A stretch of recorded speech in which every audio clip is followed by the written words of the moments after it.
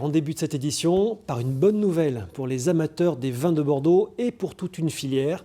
Malgré les caprices de la météo, le millésime 2022 s'annonce grandiose, peut-être parmi les meilleurs depuis 20 ans dans le Bordelais. Jean-Pierre Stahl, Jean Poustis. Au château de Régnac, en Bordeaux supérieur, on se frotte les mains. Dès la fin septembre, les vendanges terminées auguraient d'une récolte prometteuse. Dans les chais, après fermentation et soutirage, les jus intenses par leur couleur et leur goût confirment un 2022 historique. C'est vraiment un super millésime. Voilà, il manque un petit peu de quantité, mais bon, la qualité est là, c'est le principal. On est sur des degrés normaux, nous on est sur les 14, 14,5.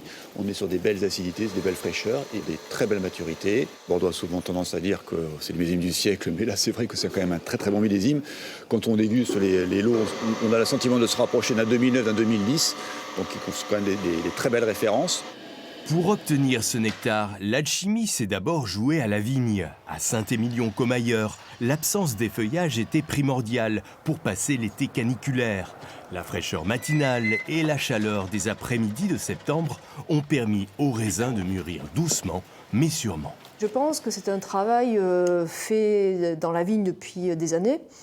Biodynamie, les couverts végétaux. Peut-être un gros coup de bol, c'est de ne pas effeuiller, de se dire il va peut-être faire chaud, on attend. Donc du coup, on n'a rien fait. Je crois que ça a été très gagnant. Ça va être un millésime qui est spectaculaire.